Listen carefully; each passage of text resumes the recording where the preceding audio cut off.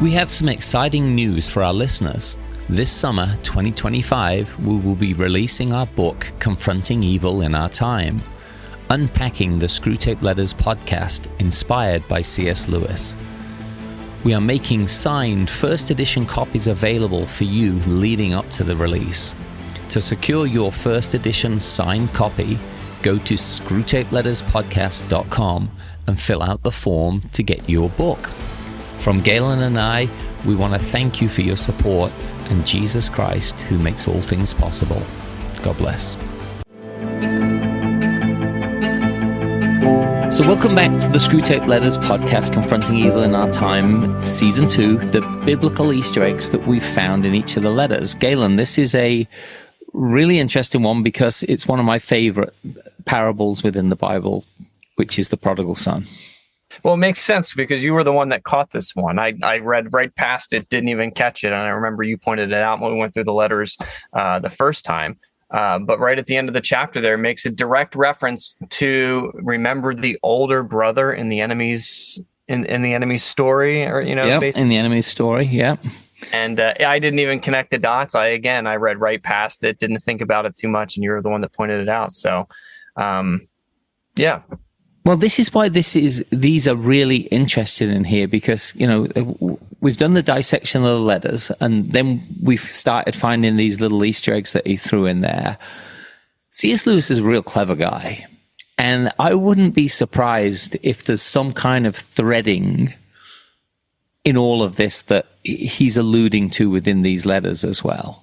And throwing in these little Easter eggs, and especially the way he throws this in right at the very end as well. You've had this conflict between the patient and his mother, and the demonic are trying to get, they're trying to cause strife within the relationship. Right. They're trying to find things that each of them don't like about each other that could cause an annoyance, could cause separation between them. And if you remember the parable of the prodigal son, one child takes his worth of the estate and goes out and spends it on prostitutes, partying, and everything until he hits complete rock bottom, then comes home.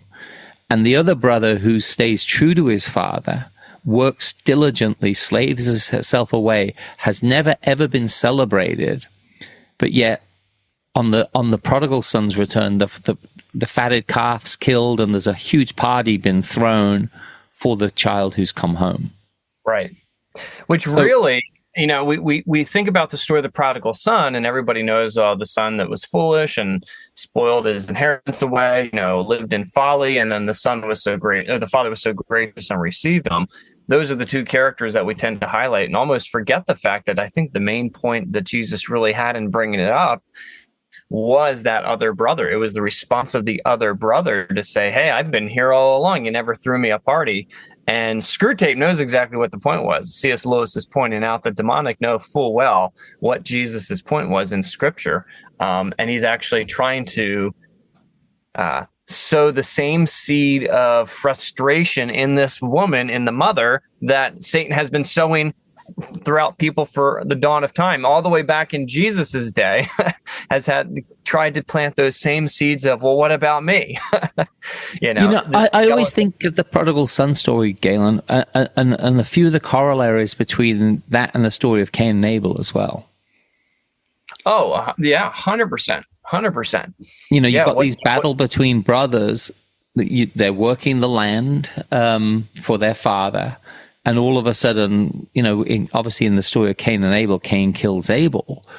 But then here we have a situation where the prodigal son's gone. He's living it up. And we know people in our own lives who, let's call it, they make mistakes. They go wayward, they go prodigal. All of a sudden, they're living a life that's wrong, and there's disdain shown for that world by others. And here's the question: is it rare occasions, or is it in the majority of cases that forgiveness is given and they're accepted back in? I think it's just anecdotally, right? Yeah, I mean that's a great question. Question to our audience, and I think the point is, kind of check your own heart and things and be able to, I think celebrating forgiveness is something that you cannot do with demonic, unless you get demonic influence out of your life. Celebrating forgiveness, the demonic do not have the ability to forgive or celebrate forgiveness. Let me throw a quick little theological tangent out here, because the idea of forgiveness and envy really is a root thing. We don't know 100% what was going on with the angelic realm prior to the creation account in Genesis, but we do know that roughly 1/3 of the angels were cast out. When Lucifer rebelled, 1/3 of the angels went with him, and that is really what we know and believe to be the demonic world today. They had their season. They had a time of deciding whether or not they were going to rebel, and they made their choice. And now they are stuck. They are fixed in their new reality. They have their judgment. They are cast out. The verdict. They had their chance to repent, decide which way they were going to go. And Hebrews talks about humanity in the same way. It's appointed for man once to die and then the judgment. This life is a beautiful opportunity to take it all in, to hear from the Lord, to sift through temptation and different ideas and decide, choose this day who you will serve, the Lord or the enemy or yourself. So we're in this season of choosing. The demonic already had their season of choosing, and they are forever unforgiven. They're in it. It went all the way to the Supreme Court. It can't be overturned. There's no higher appeal. So a demonic being is somebody who has a stamp of permanent unforgiveness and guilt on their head. And they live in the eternal anguish of being forever wrong and forever unforgiven. And that's why I believe unforgiveness, anytime you see it in the Bible, oftentimes somewhere nearby, there's a reference to something demonic going on, because they're constantly trying to cause mankind to not have a spirit of forgiveness in and of each other. And that's really what's going on in the story of the prodigal son. The younger brother, the one brother was forgiven, and the other brother was jealous. The fact that he was forgiven, it bothered him. It was literally a fruit of the enemy in the flesh rather than a fruit of the spirit. I've always found one thing really interesting about the story of the prodigal son, which is that the son who goes off, the life he leads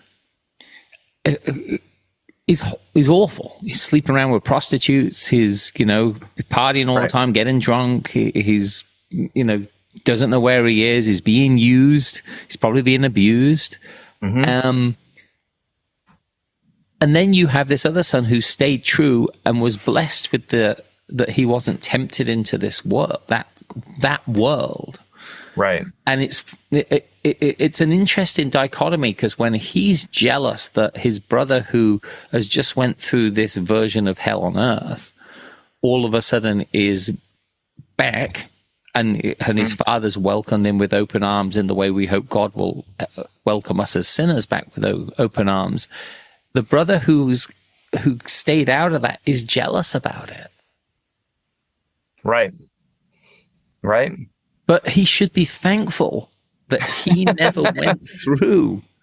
He should be thankful thankful that he never had to go through that, and thankful that he was able to see his brother restored. And this really, I think, is a good challenge to the church today.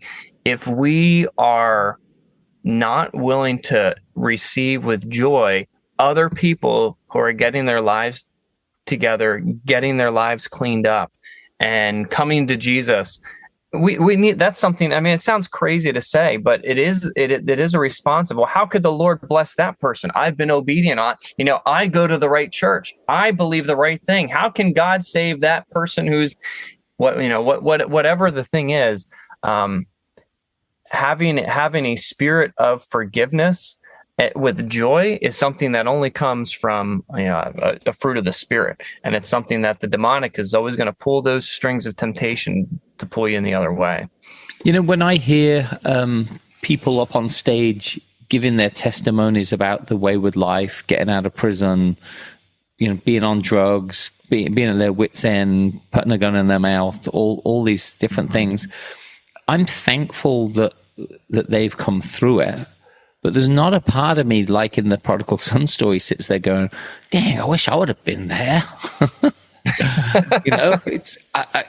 I've had my own, obviously, sinful ways, like all of us have, but not to the degree of sleeping around with prostitutes and, just absolute debauchery, which it probably was, especially when you read a lot of the Old Testament stories and the stories around that time. That's not a lifestyle that anyone would wish on their, a good enemy, let alone their brother. Right.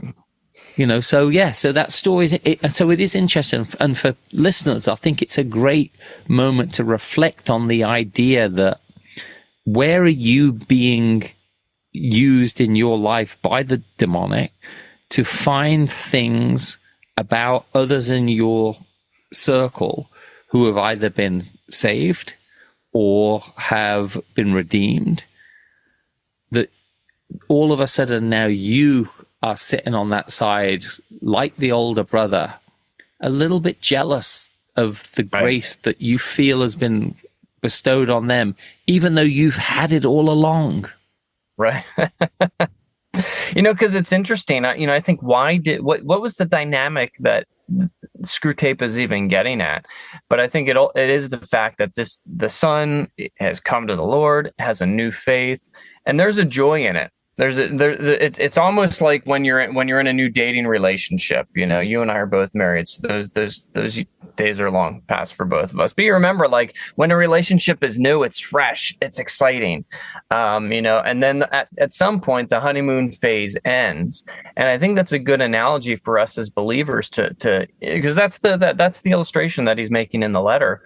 Get the mom to be jealous of the excitement of the new faith that the boy has, and say, how come he's so happy? How come he's so joyous about this newfound faith? And to our audience and for us, like, maybe it's a good challenge. Like, do I have a little bitter envy of people who are finding joy in the Lord and finding victory over sin?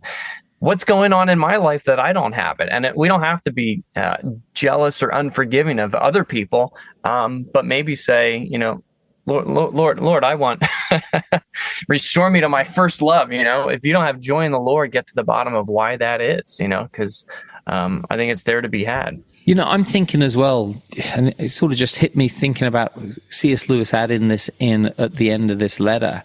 Maybe it's not just the brother's relationship that he's paralleling with the mother and the son, but it's also the prodigal son's actually come home, as in the patient has now found faith again, right? And this is new, the patient's become a Christian, right? Right. And he's paralleling the fact that he's being welcomed back by the Father with open arms. And that's what C.S. Lewis knows is annoyance to the demonic within this, that he's come home. Right. And again, I think it's because the demonic will never experience that. And because they will never experience that forgiveness and reception by God, they just want to tear everyone away from possibly enjoying the opportunity. That's brilliantly put. Yeah. So there you go. How's it going? That's letter 3. With our biblical Easter eggs that we found in there. Again, if you're seeing things that we're not seeing in there, we'd love to hear from you. So just write to us at screwtapeletterspodcast.com.